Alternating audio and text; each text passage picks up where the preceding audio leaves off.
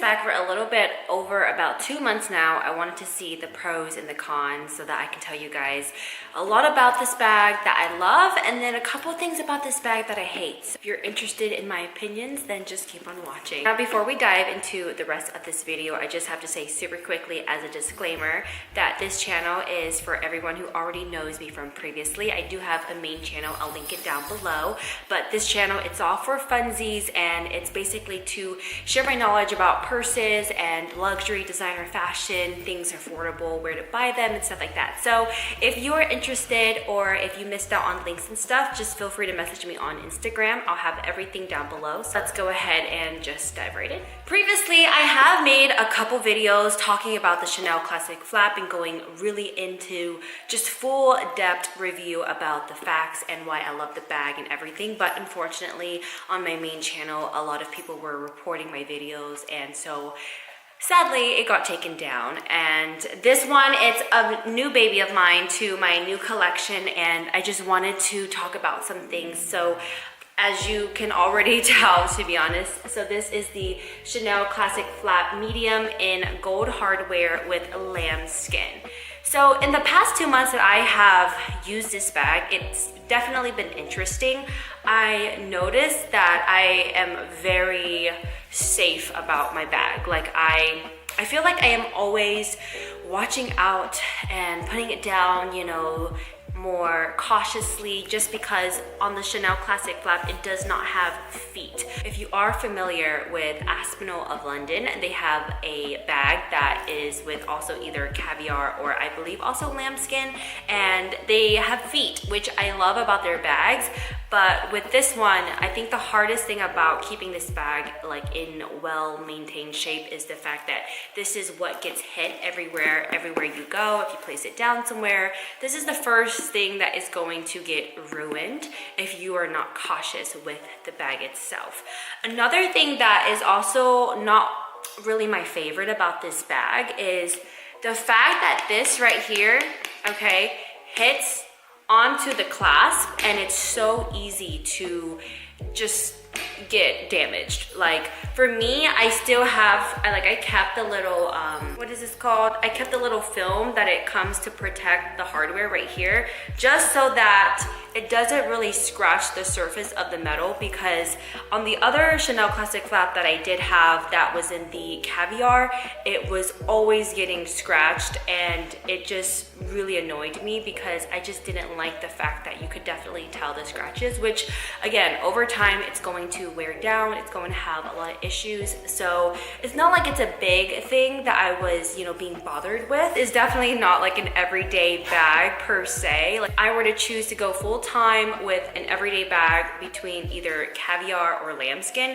I definitely go caviar. It's a lot more durable, it's a lot more easier to use, and you're not so worried about it being ever like scratched up. But I just love the look of lambskin. Like it's just so elegant, it's so pretty. Like I feel like it just makes every outfit just like more elegant, even when you're not trying as well too, which I think is such a pretty design of this bag.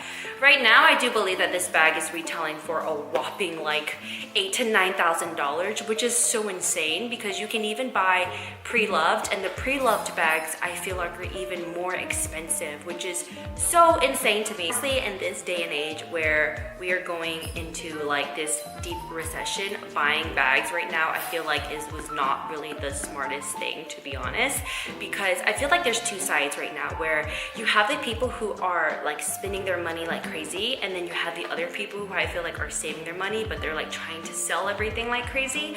And I'm kind of like in between. Like I feel like last year I was just buying a whole bunch of stuff and spending my money and just being very reckless. I definitely need to better my finances. So coming forward to this year, I am definitely doing a lot better with just saving my money, selling things that I'm not using, because honestly, I don't really think people need that many bags in their closet. So I am downsizing, and I'm kind of selling the bags that I'm not really like a fan of, that I'm not really using much. So that's kind of like where my head's at right now. But back to the bag though, like I also realized, so I did in the beginning, I took off this little flap right here that protects the zipper, and the first week when I was using this bag, you can kind of already see it here, but it was leaving these like scratch marks on this leather part, which I really did not want it to get damaged. So I put it back on just for safekeeping because I didn't want it to honestly get ruined or anything like that.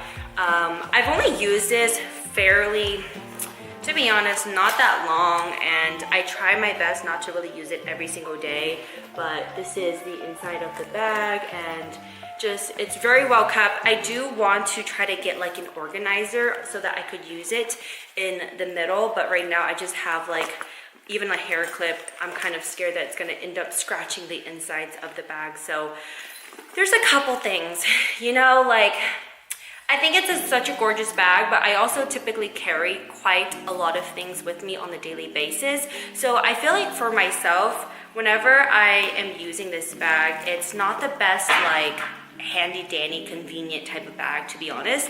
And then if I just put, for example, so this is like a little mini card pouch that I have like my car keys and stuff in, and then I'll have like a hair clip inside like I was showing you from before. If I just put like my iPhone in here with those 3 items, I feel like it's already taking up quite, oh my gosh, a lot of space if you can't tell. And that's usually kind of like my issue right here, which is like I put like my lipstick, my lip gloss that I have sometimes, and I'm trying to think of like other things. My little card wallet, I always have to like switch and downsize my wallets because the more that I switch my bags, like some of my bags, they actually don't really fit into the other bags, so I always have to switch back and forth. But other than that though, I think it is, again, it's a very gorgeous bag, and by all means, I think it's definitely one of my favorite bags out of everything that I have and I own, to be honest. But even another thing is like having the straps on my shoulders. By the way, I'm a little bit out of breath because I just came home from grocery shopping and I just had to carry a bunch of groceries inside, and I haven't caught my breath. I feel like anytime when I put like this on my shoulder, unless the bag is heavy and full to the max, it will weigh down on your shoulders and it will sometimes like hold itself very easily. But if not, I feel like sometimes if I'm like moving and there's not much in here, it'll kind of like slip off my shoulder, which it gets kind of annoying. And I'm the type of person that I don't really like anything on my shoulder unless it's like a tote bag or something. So then I would typically have to wear it like crossbody, which it's not a big deal. Like I think crossbody looks better. For the Chanel Classic Flap, I feel like it's just prettier when you wear it over the shoulder because it's more elegant. I did also watch this video on YouTube where this girl learned how to like flip and make her bag turn into like this backpack, which I did try, which was so insane because to wear it as a backpack, even though it's this size, I was like shocked because it worked. And I was like, wow, like it actually really fit on my back as like a little mini backpack bag. So that was cool. And what's funny is I've actually tried to record this video and get this out a couple weeks ago, but you know, with the New Year's and work and everything, it just really didn't happen in the best way that I really wanted it to. I really wanted to go like full detail, in depth about like everything that was going on, the goals for the New Year's, and also very stiff and they hurt a lot. So I am thinking about purchasing that when I use this, and I know that it's not really gonna take all the pain away, but at least it's a little bit thicker and a little bit wider. So I feel like when you put it on your shoulders, it would just sit a little bit better rather than having these two small straps pulling on your shoulders. So stay tuned for that. But yeah, this is how it looks. Let me just kind of like, so this is how it looks when I am wearing it on the shoulders. But what was I gonna say? I was gonna say that I do like to cinch up the sides sometimes, not all the time, but sometimes, because I do not want to keep creasing the leather right here. So I do it sometimes, but not all the time. I only do it when I am going somewhere and it is a very, very busy place, kind of like the mall, you know. Then I cinch up the sides just to kind of make myself feel a little more safer, just so no one could just reach into my bag, because of course when I am wearing it like this, it is so easy for someone to just reach into my bag. So when I am somewhere that is super busy, super packed, and I can't really see my surroundings the whole time, then I do cinch up the sides just to kind of make it a little bit more secure. I do sometimes use the clasp right here to kind of hold the bag like that, but I don't always do it. Alright everyone, so that is the end of my quick little what's in my bag / review video. I hope you guys enjoyed it. If you guys have any questions, leave a comment down below. Please like and subscribe. Click the notification bell so you guys get notified every time I upload. I would love to have you guys back here. I hope you guys have a great day or night, and I will see you guys in my next video. Bye! Put my keys in here. I just put coins and stuff like that if I have coins. So the last few things that I have in here is my hand lotion.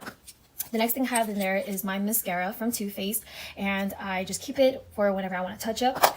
And the last thing I have is my lip oil. I do really want to get the Louis Vuitton mini pochette because I really like how compact it is, but that is definitely on my wish list. And so this is how the inside looks without anything inside of it.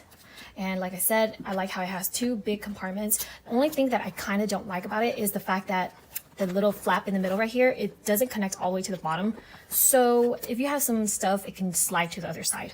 That's just also one thing that I do not like about the bag. But for the most part, I absolutely like it. It has 2 big compartments. It has a little small one right here, but I do not use this compartment just because I don't want to stretch the leather out. So that is the reason why I do not put anything in there. It does have a pocket in the back here too. You can most likely stuff your phone in there or just some cash, but I do not do that. I don't want to stretch the leather out, so I just don't touch this pocket. Okay everybody, so that is the end of my quick little mini review on the Michael Kors Lita Medium Satchel and a quick little what's in my bag. It's the same thing from my other what's in my bag video, so that's why I kind of rushed it. I didn't really want to go into full details, but thank you guys for watching, and I'll see you guys in my next video. Bye! Now we're going to look at the back plate lock. So if I flip that bag open, usually with authentic Chanel, they normally gold plate everything, including the flathead screws. On this version, they haven't. Now, if we compare this with the authentic version of a backplate lock, as you can see, the position of the Chanel and Paris are back to front on the super fake version. And now, if we look closely at the hardware, the CC hardware, on this classic flap, the CC, the edges are slightly softened, whereas on the super fake version, the CC edges are very sharp and squared off.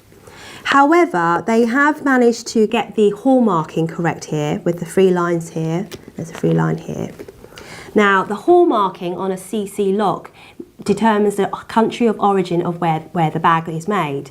So if you come across a bag with some sort of hallmarking, it means that the bag is made in France. So let's check this on the classic flap. So if we open it up, this bag should be made in France. Now, if we look at the super fake version, this should say made in France too. However, when you look inside, it says made in Italy. And then upon close inspection, the made in Italy stamping is actually too large. The font is too large. So to summarise, the key things to look out for are things like the font and type on a serial sticker, pay attention to the hardware, look at the interlace detail on the chain strap, and pay attention to the leather and quilting. Even super fake bags miss out on all the finer details. Even though this is a well-made bag, they will get what seems like a minor detail very wrong. I hope we have shown you some useful information from which you can build your knowledge from. Thank you for watching. Please visit our website vintageheirloom.com for vintage Chanel and other products and informative guides and blogs. Thank you.